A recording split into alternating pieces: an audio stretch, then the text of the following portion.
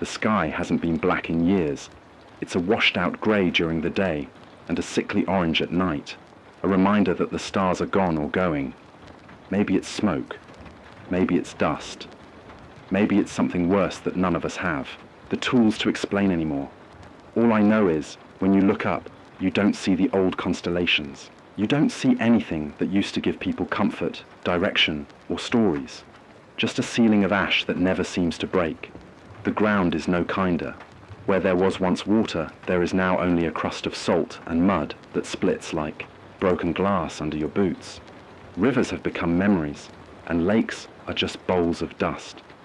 I remember when kids used to skip stones across the surface of ponds in the park. Now, if you tried to throw a rock, it would just sink into the powdery earth and disappear. The air itself carries weight. It's dry but heavy with particles that scratch the inside of your throat with every breath. Sometimes I cough blood. Sometimes the radio crackles when the storms roll through. Storms of dust, not rain. They come without warning, churning over the horizon like walls of shadow, swallowing whole towns, erasing them in minutes. When they pass, the land looks scraped clean, as if nothing ever lived there at all. The old landmarks are still there, if you squint, but they've become skeletons. Skyscrapers lean at unnatural angles, windows long blown out, their frames trembling in the hot wind. The highways, once veins of life carrying people and goods, are buried beneath drifts of sand and dust. Sometimes, only the tops of rusted street signs poke through, pointing to places that don't exist anymore. Cities fell first. Too many mouths, not enough to feed them. Without electricity, water systems collapsed in days. People fought over bottles of soda, scraps of bread, anything they could swallow.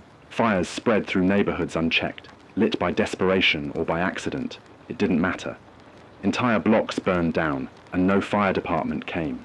No sirens, no rescue. Just the sound of crackling wood and the screams of people who couldn't get out.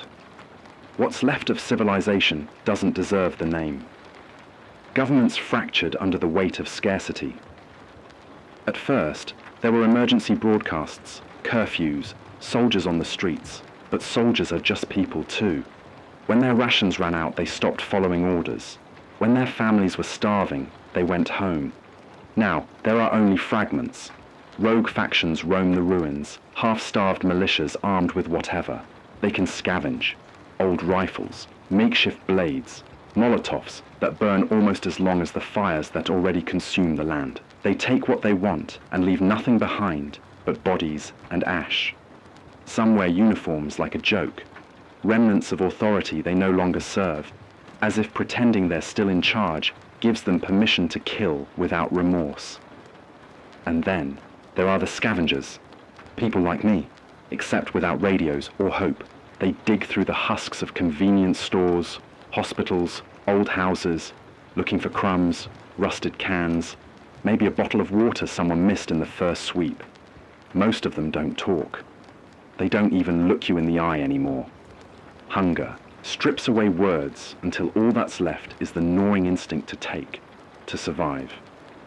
Institutions. The word doesn't mean anything now. There are no schools, no courts, no hospitals, no places where people gather, unless you count the black markets hidden in old subway tunnels or beneath collapsed bridges. Even there, it's not really community. It's barter, trade, suspicion. People gather because they have to, not because they want to. There are rumors of enclaves, small groups of people who manage to wall themselves off, defend a water source, plant crops that somehow grow in this dead soil. But you never know if those stories are real or if they're bait, traps laid to lure the desperate. If such places exist, they are hidden, because anything visible is quickly overrun. The land takes what it wants, and what the land doesn't. Take people do. Every day is a test of patience and endurance. You wake up, you check the horizon, you breathe cautiously to see how bad the air will cut today, and you hope you have enough to make it to tomorrow. The world isn't ending with a bang. It already ended. What we're living in now is the echo, the long fade out after the final note has already been struck. And yet, despite the ash, despite the broken earth, Despite the silence of a sky without stars, there are still voices. You can hear them if you tune through the static. Broken broadcasts, fragments of songs, old emergency messages on loop. And sometimes, if you're lucky, you'll hear someone like me, someone who hasn't given up talking, even if they don't know who's listening, because even in this wasteland, silence is worse than death. Silence means no one's left. And as long as I can still speak, and as long as you can still hear me, the world hasn't taken everything. Not yet. My name doesn't matter much anymore. Out here, names are like relics, pieces of another time, when you could scribble them on a coffee cup or hear them called out across an airport terminal. Back then, names carried weight. Now they're just echoes, reminders of who we used to be. Still, for the sake of memory, I'll give you mine. Elias. Elias Ward. That's what my parents called me, back when the sky still had stars. I wasn't anyone important. I wasn't a soldier or a leader, not a politician or a scientist. I was just a technician at a small radio station in Missouri, one of those low-frequency local broadcasters most people ignored unless they were stuck in traffic. Funny, isn't it? The world fell apart, and somehow the guy who spent his life fiddling with transmitters and patch cords ended up with one of the only voices still echoing across the ruins. I keep the radio alive because it gives me purpose. The pedal generator hums beneath my boots as I speak, keeping the current flowing, turning sweat into signal. It's crude, but it works. And as long as it works, I've got something to fight for. Out here, without purpose, you dry up faster than the rivers. I survive the way everyone does, by scavenging, by luck, by not making myself a target. I carry a pack with the bare essentials, water in plastic bottles that are more precious than diamonds now, a few cans of beans or corn when I can find them, a cracked lighter, a knife with a handle wrapped in old cloth. Weapons, I've got a rifle, but ammunition is scarce. Bullets are worth more than food. Most of the time, I use the rifle as a bluff, flash it, let others think I'm dangerous enough to avoid. The truth is, I'd rather not use it. Every shot fired draws attention, and attention is death. I stay mobile when I can. The old studio is my anchor, but it's not safe to linger too long. Raiders and scavenger gangs sweep through every few months, and I've learned the hard way that they can smell weakness. I lost the last of my gear in one of those encounters. They didn't kill me, but they took everything and left me bleeding in the dirt. I spent 3 days crawling back to the station with nothing but the clothes on my back. What drives me to keep going? It's not hope, not really. Not in the clean, shining way we used to talk about it. Hope feels like a luxury now. What keeps me breathing is the memory of voices. My wife's laugh, my daughter's singing, my son's questions about the stars. They're all gone now, taken by hunger, sickness, or maybe worse. But their voices stay with me. When I speak into this microphone, when I send my words out into the static, I pretend that maybe someone else will hear me the way I still hear them. That maybe someone out there is clinging to a memory of me the same way I cling to them. I lost my family early in the collapse. We thought the shortages would pass. We thought the government would stabilize things, that aid would come. We rationed carefully. Too carefully, it turned out. I watched the people I loved starve one by one. I tried to keep them warm, tried to stretch what little we had, but desperation doesn't negotiate. My wife, Laura, went first. She slipped into sleep and never woke. My children followed not long after. I buried them in the hard earth behind the house we used to call home. I marked their graves with stones, though I know the storms have scattered them by now. I carry that with me every day. The guilt, the failure, the endless question of whether I could have done more. It's a weight that doesn't lighten, no matter how many years pass. But it's also the reason I keep broadcasting. If my words reach someone, if they help them survive one more night, then maybe I'm doing for strangers what I couldn't do for the people I loved. I'm not alone, all the time, though it feels that way. Every so often, I meet another traveler, another survivor staggering through the dust. We exchange what little news we have. Whispers of safe zones, rumors of water, stories about people who manage to grow food underground. Most of it's lies, I think. Still, we talk. And in those conversations, I feel human again. I cling to them, even if they only last a few hours before we part ways. Some of them are kind, most are wary, and some are monsters wearing human skin.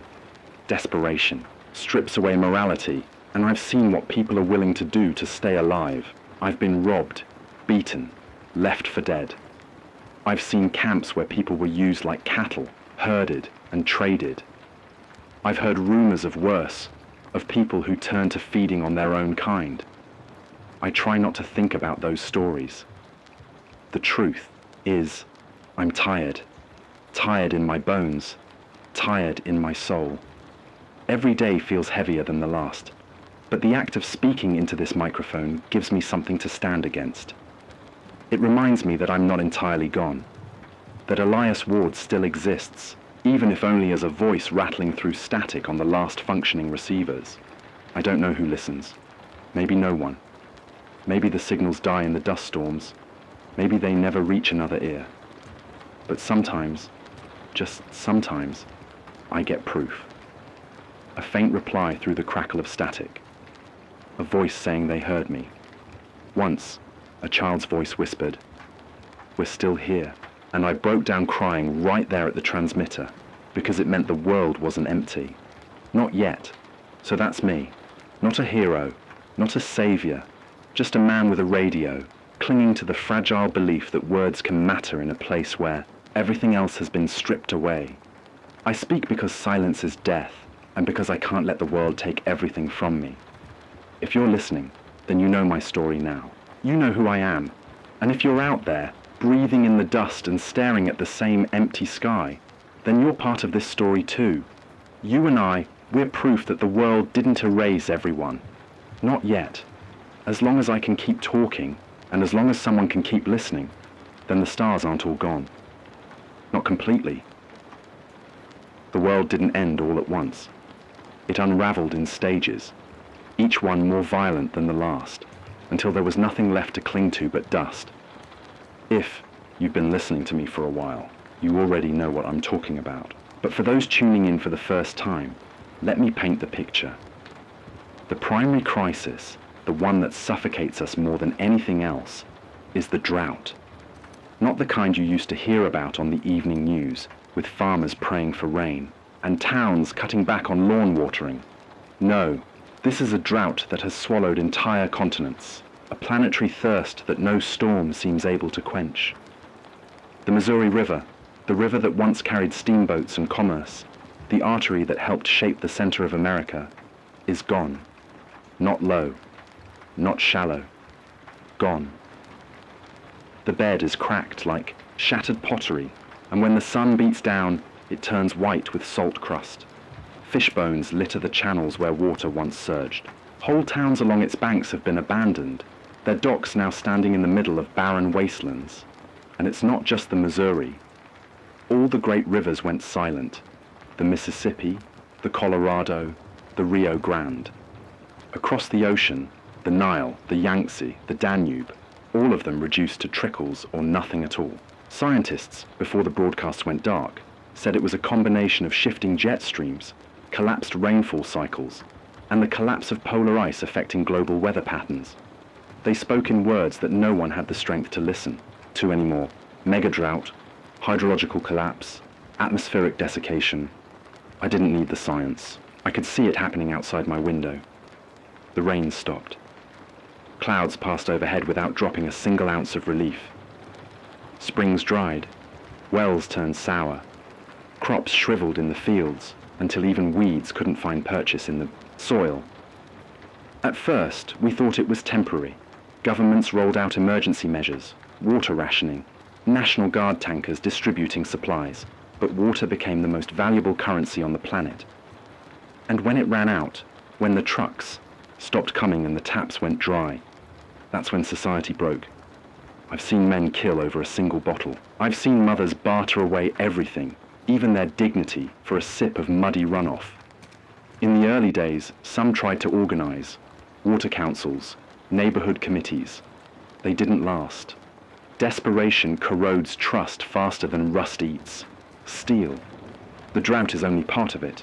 The land isn't just dry. It's angry. The heat has made the storms more violent. Dust storms roll in with walls of grit so thick you can't see your own hand in front of your face. I've seen them swallow entire caravans of travelers, leaving nothing but skeletal vehicles half buried in dunes. And when the wind dies down, the fires begin. The forests went first. They burned until nothing was left but black stumps and drifting embers that set grasslands ablaze. Then came the cities. Brick, steel, glass. They were never meant to withstand the kind of infernos that roar across the land now. Without fire departments, without water to fight them, flames leap unchecked from one ruin to the next. I've walked past neighborhoods where houses still smolder days after the fire, the air thick with the stench of charred plastic and flesh. Survival gets harder every day because the land itself is rejecting us. Food is scarce, not just because crops won't grow, but because the soil itself has died. Scientists used to talk about microbial collapse, about how the invisible web beneath the ground, the fungi, the bacteria, was unraveling. They were right. You can tell because even when it rains, and it does rain, rarely in violent bursts, the water doesn't soak in. It just runs off, carving gullies into the earth, vanishing before anything living can drink it. And so we scavenge. We comb through the ruins of supermarkets, though those were picked clean years ago. We check vending machines, pry open lockers, search abandoned cars. A half-full water bottle under a seat is a miracle. A rusted can of soup is treasure. I've eaten things I never would have touched before. Dry moss scraped from concrete, powdered insects collected in traps, weeds boiled into bitter tea. Fuel is no better. The world ran on oil once. Now most of it sits useless in underground tanks, inaccessible because the pumps that could draw it are dead. A few survivors ride old bikes, wagons, or scavenged solar rigs that barely sputter. Generators hum in hidden enclaves, guarded fiercely by those who own them. My own station runs on a cobbled-together system, solar panels salvaged from rooftops, patched with aluminum foil and wire, a pedal rig to keep the juice flowing when the sun hides behind smoke. It's not elegant, but it keeps the microphone alive. I can't tell you how many times I've wondered if it's worth it. If all this effort, the scavenging, the building, the endless fight for a single drink of water, is worth it, when the horizon shows no sign of healing. But then I encounter others, and I remember why I keep pushing. Take last week. I was moving through what used to be a small town, a place with a diner and a church, and a row of houses where children once played. The air smelled of scorched wood, and every window was black with soot. I was searching for food scraps when I heard movement. My first thought was raiders. I gripped my rifle and braced for a fight. But it wasn't raiders. It was a family. A woman, thin as paper, clutching two children who couldn't have been older than 6 or 7. Their faces were hollow, their eyes glassy from thirst. I gave them what little water I had left, a quarter of a bottle, and some dried fruit from my pack. They didn't thank me. They couldn't. Their lips were too cracked to form words. They just stared, as if I was some phantom. I left them with the supplies because I couldn't stay.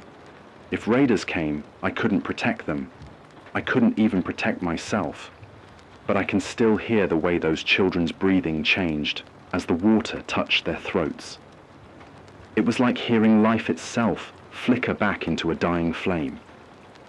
That's why survival grows harder, because every encounter reminds you of how fragile everything is, how close we are to the edge, and how every act of mercy, every act of survival, drains resources you may never replace. Some days, I think the Earth itself has declared war on us. Temperatures swing wildly. Blistering heat by day, freezing cold by night. The sun feels like a blade slicing the skin, and without the ozone, what's left of it, it's dangerous just to walk uncovered. I wrap myself in rags, smear ash on, my skin to block the burn. Nights are worse, without heat, without insulation. The cold gnaws deep into the bones. I've woken up with frost on my clothes, even after a day of sweltering heat. Science explains it, sure. Collapse of jet streams, shifts in ocean currents, the loss of polar ice. But knowing the why doesn't help when you're lying awake, wondering if you'll have enough water to make it through morning. If you're listening out there, here's what I can tell you. Conserve everything. Don't waste a drop. Don't waste a calorie. Don't waste a single breath. Dig trenches to catch runoff when it rains, no matter how foul the water tastes. Cover yourself in cloth during the day, even if it makes you sweat. It's better than burning alive. If you can find seeds, save them. Hide them. Protect them like you protect a child. Someday, if the ground ever softens again, those seeds may be the difference between survival and extinction. But above all, don't trust the sky. Don't trust the promises of rain or the illusions of clouds. The sky lies now. It lures you with the shape of storms that never come. And when storms do arrive, they bring only dust and fire. Every day, survival becomes harder, not because we're weaker, but because the world is. It's shedding us like dead skin. And maybe that's what we are. Parasites that overstayed our welcome. But as long as I can keep this signal alive, as long as my words reach even one more survivor, I'll keep fighting. Because the land may not want us anymore, but I refuse to go quietly. This is Elias Ward, broadcasting from the ruins. If you're listening, hold on. We may be standing at the edge, but we're still standing. For now. The air has turned against us. It's no longer something you breathe. It's something you fight. Every inhale scratching the throat. Every exhale leaving dust caked against the teeth. The land, once cruel in silence, has grown angrier, louder. The winds don't just carry dirt anymore. They carry ruin. And with every passing day, survival becomes less about endurance and more about gamble. I've started hearing stories. Stories of places where the world hasn't died completely. Up north, they say, water still runs. Not much, but enough. Some claim there's a machine still working, something built before the collapse, able to pull moisture from thin air. Others whisper about an underground bunker, left over from some forgotten government program, stocked with years' worth of supplies. Maybe it's all lies. Maybe it's the kind of rumor desperate people cling to when they're too tired to keep walking. But lies have power in a world like this. Sometimes, lies are the only thing keeping you moving. Still, the rumors are dangerous. They draw people, and people are worse than the storms. Food is down to scraps, dried roots, a handful of scavenged grains. Whatever can be stolen from the abandoned shells of markets that once overflowed with abundance. Water is worse. The wells are dry, the rivers are gone, and every plastic jug filled with rainwater years ago has been drained or fought over. Fuel? Forget it. What little remains is worth more than gold ever was. A single gallon of gasoline can buy a man's life or end it. That's how trade works now. Hope is a currency too, and that's why the rumors spread like wildfire. If you dangle the idea of a safe place, fresh water, working lights, people will follow you to the ends of the earth. But when they find out you've led them to nothing, they'll tear you apart. I don't know yet if I'll chase those rumors, but they're in my head now, whispering, gnawing. It's getting harder to tell the difference between truth and survival, fantasy. Yesterday, I saw smoke on the horizon. Not wildfire, no, those are different, darker, hotter. This was campfire smoke, thin and scattered, rising from more than one place. I knew what it meant before I saw them. Raiders. They come in packs, hungry men and women, faces wrapped in cloth against the dust, eyes hollow with madness. They don't farm, they don't build, they don't search for long-term survival. They scavenge, they hunt, and their prey is people. When I got closer, I saw their work. A farmhouse gutted, its walls splintered, its doors torn off their hinges. Whoever had been inside didn't stand a chance. I couldn't stay long. The stench alone forced me out. These raider groups move constantly, feeding on whatever they can find: livestock, canned food, or other survivors too weak to fight back. They take what they can and burn the rest. Fire cleans their tracks, makes it harder to follow. I've lost count of how many smoke trails I've seen these past weeks. And here's the truth: no one is strong enough to fight them alone. The only way you survive a raider attack is to avoid it, to stay unseen, unheard, unimportant. But as resources dwindle, as the storms worsen, people get desperate, and desperate people make noise. Noise draws attention. Attention gets you killed. The storms are worse now. I used to think the drought was the enemy, the endless dry stretch of years without a drop of water. But the earth has a cruel sense of balance. When rain finally comes, it's not salvation, it's punishment. The first storm rolled in heavy, thick clouds blotting out the sun. Thunder shook the ground. Lightning cracked across the horizon. And then it came. Sheets of rain, so violent it tore soil from the earth, flooded cracked riverbeds, and drowned anything too weak to shelter. It should have been a blessing, but instead it was destruction. The land had grown too hard, too brittle.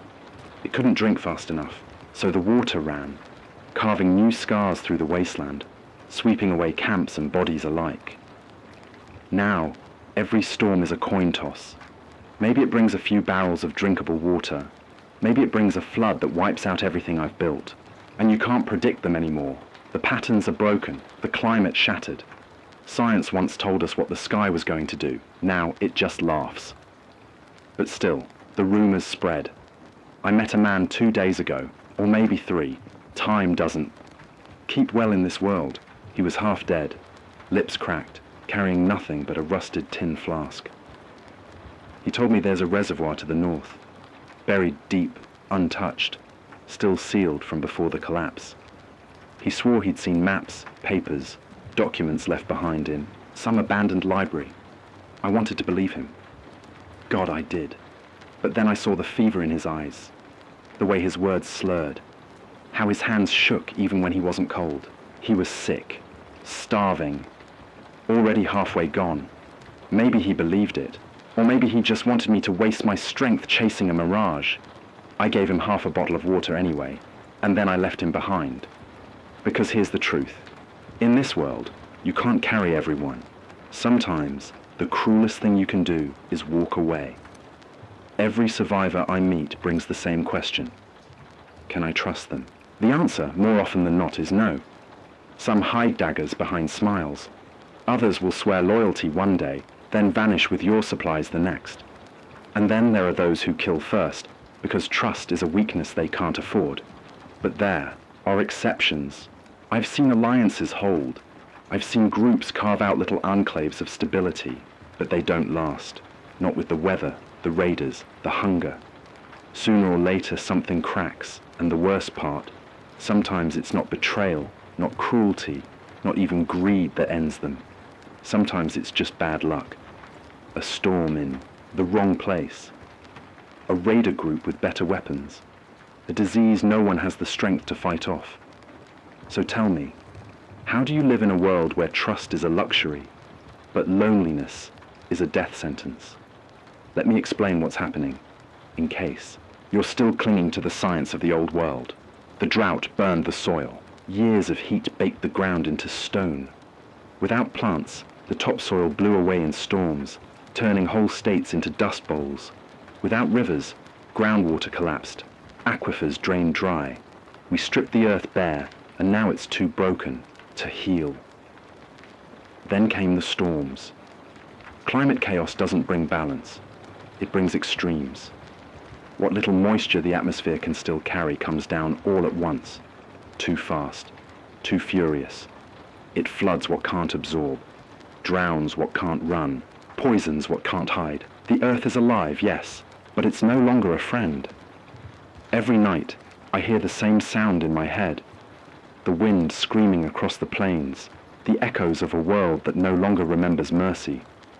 I wonder if I'm losing it. Hope feels like a sickness sometimes. It gnaws. At the mind, whispers in the dark, tells you there's something out there worth finding. Maybe it's real, maybe it's not. But hope can get you killed just as quickly as despair. Because hope makes you trust the wrong person. Hope makes you follow the wrong trail. Hope makes you chase myths until your body breaks. And yet, without hope, what's left? So here I am, sitting in the ruins of a world that forgot how to breathe, speaking into static, wondering if anyone's listening. The storms are worse, the raiders are closer, and supplies are nearly gone. Every day, survival gets harder. But still, I walk. Still, I move forward. Because maybe, just maybe, the rumors are true. Maybe the water's out there, waiting. Maybe someone figured out how to save a piece of this dying world. Or maybe it's just another lie, another trick to keep our legs moving until they finally give out. But I'll tell you this, I'd rather die chasing hope than sit still waiting for despair to finish the job. The world has been sharpening its teeth against us for years. Heat waves, drought, collapsing cities, roving bands of desperate people with nothing left to lose. But tonight, all of it feels like a prologue to something bigger, something final. The horizon has turned into a living wall. A storm. No, more than a storm. A solid curtain of black, thick as oil, swallowing the last scraps of daylight. It doesn't roar like a normal storm. It hums. A low vibration you can feel in your bones, like the sky itself is grinding down. The wind hasn't hit yet, but the silence before it does is worse. Radios cut out. Birds, what's left of them, vanished hours ago. Even the raiders pulled back into their holes, sensing what's about to descend. I've heard the whispers over the past week. Survivors passing through, leaving scratch-marked notes on ruins and burned-out cars. They say there's a spring somewhere to the north, water still clean, still untouched by poison dust. Some called it a lie, others swore. They'd tasted it with their own lips.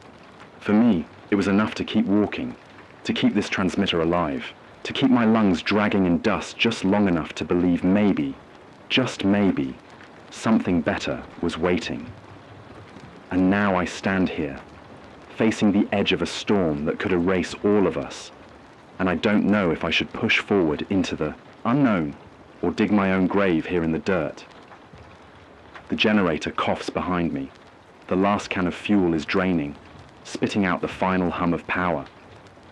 I rigged it to the transmitter, but it's not going to hold. I've got maybe an hour, maybe less. After that, the voice you hear right now becomes silence, and silence in this world is the loudest sound of all. My canteen is dry, my last packet of food is gone, my legs are shaking, and now this choice hangs over me like a blade. Do I walk into the storm, chasing a rumor that could kill me, or stay here and let the world die around me? I think about the faces I've seen along the way. The family that boarded up their windows, praying raiders wouldn't notice their smoke. The girl I found trying to drag her brother's body out of the ash. The ones who trusted me enough to share a meal and then vanished by morning, leaving nothing but footprints and a half-burned campfire. Trust is the rarest currency left, and I don't know if I've earned it, because every time I reach out, the world takes more from me. The storm shifts. The black curtain ripples, rolling like liquid glass, and then I see it. Light. Not lightning, no. This is steady. Faint. A pulse buried deep inside the storm, like a heartbeat. What if it isn't just destruction? What if the rumors are true? What if inside that wall of death lies the spring, the survivors, the key to something? Beyond just scraping another day out of the dirt? My body screams at me to stay put, to cling to this shack and ride it out. But my heart, what's left of it, tells me this is the test. The moment where you decide if you're going to die waiting or die trying. I grab the radio mic. My hand shakes so hard the static buzzes. If you're out there, if anyone's out there, I don't know if this is goodbye or just the start of something worse. There's a storm coming. not like the others. Bigger, blacker. I can see something inside it. Light, or fire, or maybe just the reflection of my own desperation. If you've heard the same rumors I have about water, about survivors, maybe this is where the truth lives, or maybe this is where lies go to die. I can't tell you what's right. I can't tell you how to keep breathing when the world wants you buried. All I can tell you is that I'm going in, because staying and still feels like already being dead. The generator sputters, chokes, dies. The room drops into silence. Only the hum of the storm remains. I strap on my pack, empty except for the transmitter's mic. Useless now, but I can't let it go. It's my anchor, my proof that I existed, my proof that someone might remember I tried. The storm hits. Dust tears into my skin like knives. My eyes burn. Every breath feels like swallowing fire, but I keep moving, one step, then another, into the dark. The hum grows louder, vibrating through my skull, rattling my teeth. And then, just when I think my lungs will burst, when I think the weight of the sky itself is pressing down to crush me, the air shifts, it clears, and there it is. Water, a pool, glistening silver, hidden in the hollow of the storm. Around it, figures, people, real, breathing, holding torches. Their faces turn to me with expressions I can't read. Salvation, or another trap. I fall to my knees, coughing, laughing, crying all at once. My hands shake as I reach toward the pool, but I don't touch it. Not yet. Because in this world, nothing pure stays pure for long. And maybe this is the last test. Do I trust what I see? Do I drink? Do I join these strangers? Or do I turn back, walk into the storm again, and let the world swallow me? That's where I leave you, listeners, if you're still there, on the edge of a choice, on the knife point of hope and despair, because this is the turning point, not just for me, for all of us still crawling through the ashes, still daring to believe that something better might be out there. The storm is here, the light is here, the choice is here, and the rest will decide if we live, or if we finally let the world have us. This is your voice on the airwaves again. If you can hear me, if anyone is still tuned in, you know the storm has passed. But when I say past, I don't mean gone, not really. It didn't move through like a summer squall, cleaning the air, leaving puddles for children to splash in. No. This thing carved its name into the earth and left it there like a scar. The dust has settled, but it has changed everything. I've walked the perimeter since it hit. What used to be fields of brittle grass are now stretches of ash-grey powder. The soil itself seems dead, stripped of whatever life it had left. I see the skeletons of houses, their roofs torn off, walls caved in like someone pressed down with a giant hand. I survived. That's the part that doesn't sit right with me. I can't tell if I'm grateful or cursed. Sometimes survival feels more like punishment than reward. The station, the one I've been talking to you from all this time, nearly didn't make it. The roof's half gone, and one of the transmission antennas snapped like a twig. I spent the last 2 days trying to jury-rig what I could. Wrapped the cables in old plastic sheeting, propped up the pole with scavenged lumber. It's holding for now. Just enough to keep this frequency alive. Just enough for me to reach out across the static, to tell you I'm still here. But the cost is written everywhere. The storm stripped away more than land. It took people too. I haven't seen them, only their traces. Footprints cut off halfway across the sand. A scarf wrapped tight around a rusted fence. A child's toy pressed into the dust, as if someone had been clutching it right until the wind tore it from their hands. I keep asking myself, where did they go? Were they carried off, lost in the gale? Did they find cover I never saw? Or are they buried somewhere under the dunes that weren't there before? That's the thing about aftermath. You never get answers, only questions that gnaw at you like hunger and hunger. Well, that's back too. My supplies are nearly gone. What little water I had stored is cloudy now, contaminated by grit. I tried boiling some of it, but the metallic taste clung to my tongue like rust. It's not enough to keep me steady. So now I face another question, one I can't ignore. Do I stay here, where the walls still stand but the shelves are bare? Or do I go north, chasing the rumor that's haunted me since before the storm, of a community, a place where people still gather, where wells still run clear, hope or survival? They don't always walk hand in hand. I've been thinking about choices lately. The choices I made when the world first began to unravel, the people I left behind, the ones I didn't trust, the ones I tried to save but couldn't. Do you ever wonder what your life would have been if you turned left instead of right, if you stopped instead of walking on? I do, all the time now. Out here, with nothing but silence between gusts of wind, your mind is the loudest thing you hear. I think about my family, my sister, my father. Their voices echo more clearly now than they ever did in life. Sometimes I catch myself answering them out loud, like they're still here. Maybe that's madness creeping in, or maybe it's just memory keeping me alive. Tides. Storm didn't just strip the earth, it stripped me bare too. Took away the distractions, the noise, left only the raw truth. I'm not the same person I was when this began. I don't know if that's growth or decay.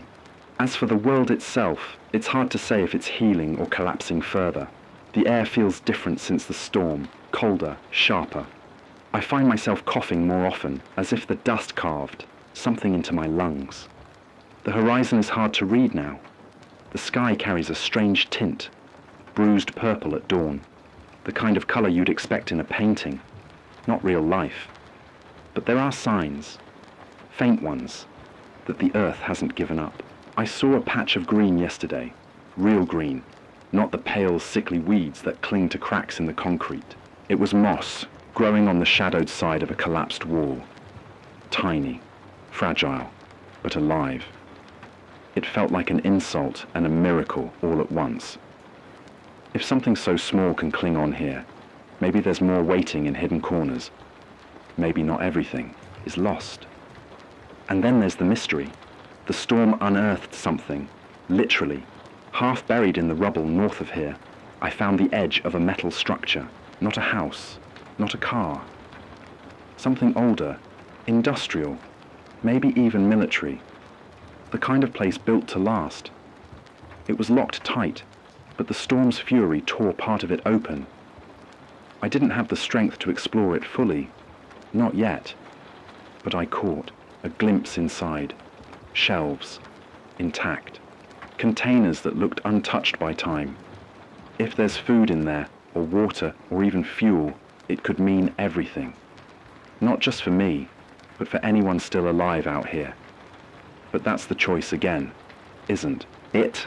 Do I risk going deeper, knowing I could collapse inside, knowing it might all be rotten or useless? Or do I keep moving, keep chasing that rumor of people up north? I don't know yet, and the not knowing eats at me more than the hunger. So here I am, at the edge of what comes next. The storm left me with scars, but it also left me with clarity. I've realized something. Surviving alone isn't the same as living. The silence stretches too wide, the nights too long. Every sound you hear, every creak, every breath, feels heavier when there's no one to share it with. Maybe that's why I keep broadcasting. Not just to report, not just to document, but to connect. To remind myself I'm still part of something bigger, even if I can't see it, even if it's only static on the other end. So what's changed? Me. The world broke me down to the marrow, stripped me to my bones, and showed me the core of who I am. I used to think survival meant hoarding, hiding, clinging to whatever scraps I could keep. Now I see it's about reaching for others, for hope, even when it feels impossible. The storm proved the earth can still rage. Maybe it can still heal too. Maybe there's a balance we can't see yet. If anyone's listening, if anyone's out there, remember this. The dust will settle, but we don't have to. We can keep moving, keep searching. Not because we know what's ahead, but because not knowing is better than giving up. I'll rest tonight. In the morning I'll decide. North or into the ruins. Maybe both in time. But tonight I'll sit. Here with the radio, let my voice carry across what's left of the world. Maybe you'll hear me. Maybe you'll answer. Either way, I'll be here, alive, changed, and still hoping. The broadcast crackles again. The signals stretch thin, like a tired breath barely making it through the wires. My voice is rough tonight, not from sickness, not from dust, but from the weight of it all. The kind of weight you don't just carry on your shoulders. You carry it in your chest, in the marrow of your bones. I want to tell you it's over. I want to tell you the storm passed and the world reset itself, that rivers filled and trees stretched toward the sun, green again, alive again. But the truth is, survival doesn't come with endings. It doesn't come with credits rolling and music swelling. It just comes with another day you've managed to crawl through. I look out at what used to be a city, or maybe a graveyard, depending on how you squint at it. The buildings are half shadows, half skeletons. Concrete cracked, windows shattered. Signs of life are buried under layers of ash. But tonight, there's something different. A thin trail of smoke curls upward in the distance. Not the toxic kind, not the color of burning oil or plastic. This one is clean, wood-fed, fragile, human. Maybe I'm not the only one still out here. That thought alone, it's dangerous. It can wreck you. Hope is heavier than despair. Despair is easy. You can lie down inside it and let it swallow you whole. Hope, though, hope makes you get up, makes you keep walking, makes you believe in something more than just the next can of water, the next handful of scavenged food. And yet, as I watch that smoke, I feel it, something loosening inside me, something that hasn't unclenched in a long, long time. The truth is, I didn't think I'd make it this far. Not through the storms, not through the hunger, not through the silence that presses down when the nights stretch on too long and the voices in your head are the only company you've got. I thought I'd be gone before now, reduced to dust, a nameless pile of bones that someone else would step over without even stopping. But I'm here, still breathing, still talking into this mic, even if I don't know if anyone is listening. Maybe that's the point. Maybe survival isn't about rebuilding the old world. Maybe it's about leaving behind enough signals, enough sparks, that someone else can pick them up when the time comes. Maybe survival is less about living forever, and more about making sure the story doesn't die with you. So here's mine. If you're out there, anyone, anywhere, I want you to know that the world is broken. Yes, but it hasn't quit. It hasn't given up on us. I've seen it. A sprout pushing up through cracked pavement. A bird, real, alive, cutting through the storm clouds with wings steady against the wind. A riverbed that was bone dry last month now holding a shimmer of water after. The rains came, bitter and toxic, but water all the same. Nature doesn't stop. It doesn't mourn. It just keeps going. And maybe that's the lesson. If the earth itself refuses to quit, then who are we to roll over and die? I don't know what tomorrow holds. It might be worse than today. It might be better. The storm might come back. The food might run out. The smoke I see might lead me to allies. Or it might lead me into danger. I don't know. That's the hardest part, living with the not knowing. But I do know this. If you're hearing my voice, you're alive. And if you're alive, you've got something worth holding on to. A chance. A sliver. That's all we need. Just enough to fight for one more sunrise. So don't let go. Don't lay down in the ash and call it the end. Stay alive. Stay human. The world might be gone, but we're still here. And as long as we're still here, as long as there's breath in our lungs and blood in our veins, we've got a chance. Maybe not to rebuild what we lost, but to build something new. Something better. Something that remembers. This is my last broadcast for the night. The generator's running low, and I can't waste what's left of the fuel. I'll keep it for tomorrow, because there has to be a tomorrow. If you can hear me, remember this. Survival isn't finality. It isn't a finish line. It's a choice you make again and again, no matter how heavy the days get, no matter how endless the dark feels. And if you're alone, you're not. Not really, because I'm here, talking, breathing, fighting, and maybe, just maybe, so is someone else. So hold on, for the sunrise, for the smoke in the distance, for the next day that refuses to quit. This is the end of tonight's broadcast.